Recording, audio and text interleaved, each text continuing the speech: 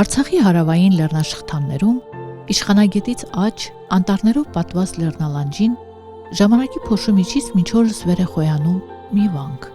որի անունը դարեր շարունակ կապվել է հավատքի, կրթության և լուսավորության հետ։ Տեղացիներն ասում են, որ այն Աստծո գտածն է, լեռների գրկում կորած այս սրբավայրը իր քարերով է պահում միջնադարյան դիզակի շունչը։ Երբեմն հանդես գալով որպես ամբողջ գավառի հոգևոր մշակութային կենտրոն։ Այստեղ են կրթվել, տառաճանաչ դարձել սենունդներ, գրվել մատյաններ, պահվել վանական գրքեր և խաչքարեր։ Անապատական լռության մեջ գչավանքը կարծես խոսում է քարերով։ Նրա մութ խորշերից դեռ լսվում են վանական աղոթքների արձագանքները և խաչքարերի երեսին արևի շողերի հետ խաղում են անցյալի ստվերներն ու հավատքի նշանները։ Վանքը տարբեր աղբյուրներում հիշատակվում է որպես Քթիշ, Կսիշ, Գտիչ, Գտավանք անուններով։ Պատմական տեղեկությունները վկայում են, որ այն դեռ վաղ ժամանակներից եղել է հայոց արևելից կողմանց նշանավոր քաղաքական ու հոգևոր կենտրոններից մեկը։ Ներկայիս վանքի տեղում եղել է հնագույն ժամանակներում կառուցված վանք, որն ավերվել է արաբական տիրապետության ժամանակաշրջանում։ Այս փաստը հաստատում են նաև տեղում պահպանված իրեղեն նյութերը։ Սկզբում այն գտնվել է Առանշահիկ իշխանության, իսկ 8-րդ դարում անցել է Դիզակի ճյուղի հովանավորության տակ։ Ըստ հայոց կաթողիկոս Եղիա Արճիշեցու թղթի 704 թվականին Պարտավում գումարված եկեղեցական ժողովին մասնակցել է նաև Գչավանքի վանահայրը, Գտավանաց վանական։ Միջնադարյան պատմության մասին արժեքավոր տվյալներ են հաղորդում նաև վանքի շենքերի վրա փորագրված վիմափոր արձանագրությունները, որոնք պատկանում են 13-ից 17-րդ դարերին։ Ըստ ձեռագրական հիշատակումների և տեղական ավանդությունների, վանքը հիմնադրվել է 13-րդ դարում, սակայն ներկայիս կառույցի տեղում պահպանվել են վաղ միջնադարյան շինության հետքեր։ Հավանաբար 10-11-րդ դարերում այստեղ գոյություն է ունեցել փոքր եկեղեցի, որի հիմքերի վրա հետագայում կառուցվել է նորը։ Գլխավոր գմբեթավոր եկեղեցին ըստ Հյուսիսային պատի շինարարական արձանագրության կառուցել են ամարացից այստեղ տեղափոխված երկու եպիսկոպոսներ՝ Տեր Սարգիս և Տեր Վրթանես եղբայրները։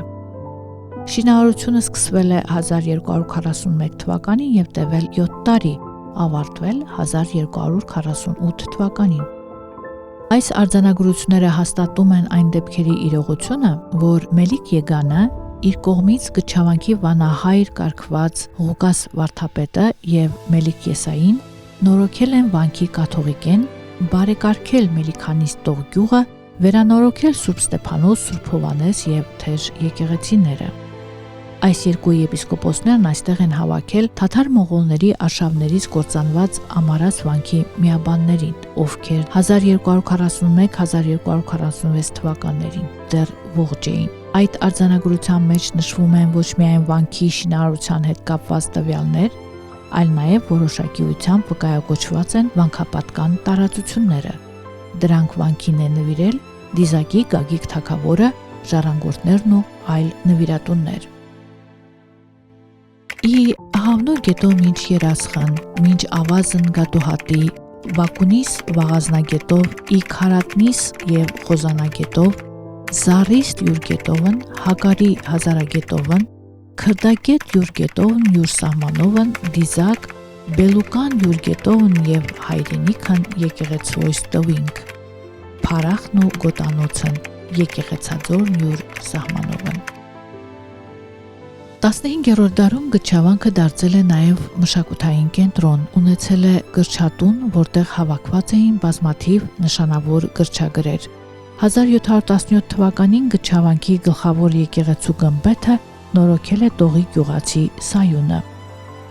1716 թվականին Դիզակի Մելիք Եգանը իր հորը Ղուկասին ձեռնադրել է վանքի վարդապետ, ով հովվել է մինչև 1723 թվականը։ 1723 թվականին Մելիք Եգանը, ով առանձնակի հոգացությամբ էր վերաբերվում հոգևոր կենտրոնին, եպիսկոպոս Մեսրոպին նշանակել է տվել Գչավանքի վանահայր։ Վերջինիս տապանակարի վրա արձանագրված է. 25 ամ կաչալ ի հովվապետությունը ձեռամբ Մելիք Եգանու եւ ապա մեռանի աստի Սուրբ Վանս եւ դնի իտապանս։ 19-րդ դարում Գչավանքի վանահայրն էր Առաքել Վարդապետ Կոստանդյանցը, ով գրել է պատմագիտական եւ ազգագրական մի աշխատություն, որից օգտվել է Ռաֆին իր Խամսայի մելիքությունները երկը գրելիս։ Ձեռագրից մի հատված Դիզակի մելիքությունը վերնագրով լույս է տեսել վաղաշաբաթում 1913 թվականին։ Ձեռագիրն ամբողջությամբ պահվում է Մատենադարանում։ Մելիք Եսայու մահից հետո 1784 թվականին վանքը սկսեց տկարանալ, իսկ վանքին կից դպրոցը գործել է մինչև 19-րդ դարի վերջը։ 1850 թվականին Սարգիս եպիսկոպոս Ջալալյանցը ականատես է եղել ուսման գործընթացին, որի մասին հիշատակել է. արդեն ժողովյալ կան աշակերտ բազում ի շրջակա գյուղերից եւ շարունակի այժմ մասնավոր ուսմունք։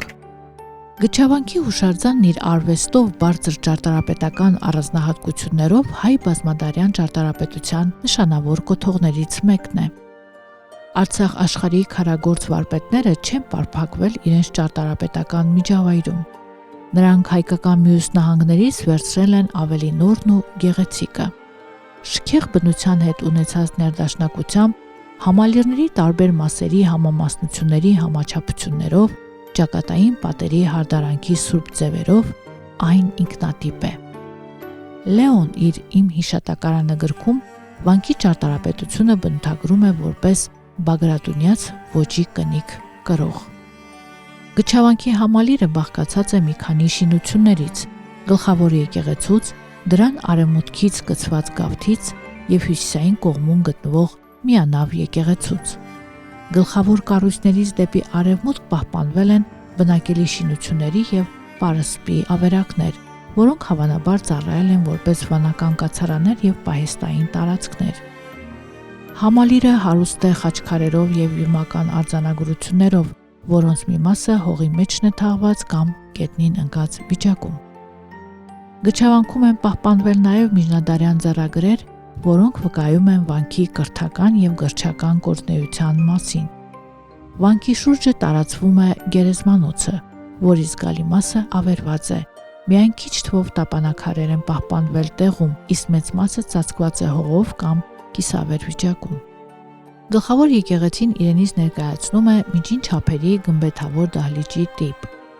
Աղոթասրահը արևելյան կողմում ավարտվում է կիսաշրջանաձև ավագ խորանով, որի հարավային եւ հյուսիսային կողմերում տեղավորված են երկարավուն կրկնահարկ ավանդատներ։ Գլխավոր եկեղեցու միակ մուտքը արևմտյան ճակատում է եւ բացվում է այդ կողմից նրան գից գավթի մեջ։ Նրա ուղղանկյուն բացվածքը ներառված է հարուստ մշակում ունեցող շքամուտքի մեջ։ Արևմտյան կողմից գծված է գավիթը, այն զգալի չափով լայն է եւ հատկանշական է հյուսիսային մասում կանգնած սյան առկայությամբ, որը ընդլայնում է ներսի տարածությունը։ Թաղածածկ գավիթ ժամատունը բազմության համար հավաքատեղի լինելուց բացի ծառայել է նաև որպես իշխանական դամբարան։ Հատակի տապանակարերը մշակված են գեղեցիկ եւ նուրբ ժանյակներով, բոլորագիր տապանագրերով։ Գավթի ներսում եկեղեցու արևմտյան պատինքից աջից կանգնեցված է քանդակազարդ մի խաչքար, որն ըստ արձանագրության կանգնեցրել է եկեղեցին կառուցող եղբայրներից մեկը, Տեր Վրդանեսը 1246 թվականին։ Թվին ողը է, ես Տեր Վրդանես կանգնեցի ըսխաչս ի փրկություն հոգոյի մո։ Խաչքարն ունի ուղղանկյուն շրջանակ։ Ձախ կողմում կանգնեցված է եղել համանման երկրորդ խաչքարը, որն այժմ պահվում է Էջմիածնի մայրավանքում։ Երկուսն էլ արվեստի բացառիկ նմուշներ են։ Եկեղեցու ճակատային հարդարանքի մեջ առանձնանում են լուսամուտների կամարները, եռանկյունի խորշերի պսակները։ Միաժամանակ նկատելի են հնավանդ եւ նորարարական դեկորատիվ միջոցների զուգակցման լուծումներ։ Գչավանքի երկրորդ եկեղեցին հարավային պատով կից է գլխավոր եկեղեցուն եւ գավթին։ Այն հատակագծում ուղղանկյունաձև թաղածածկ դահլիճ է, ծածկը փլված է։ Պատերի մեջ դրված են քանդակազարդ եւ արձանագրություններով հարուստ խաչքարեր, որոնցից մեկի վրա նշված է 1000 թվականը։ Սա ապացույց է, որ այժմյան եկեղեցու տեղում հնում եղել է այլ քարաշեն եկեղեցի։